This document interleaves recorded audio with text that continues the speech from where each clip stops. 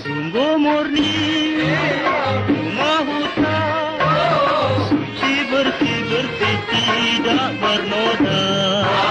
Kalau hati tidak iman, jatuh kasih-kasih sampai tergoda. Memang sungguh murni si bunga kasturi, kuntum yang berseri tiap hari. Putihnya bang gading, sukarlah dibanding, memang sangat elok dipersunting.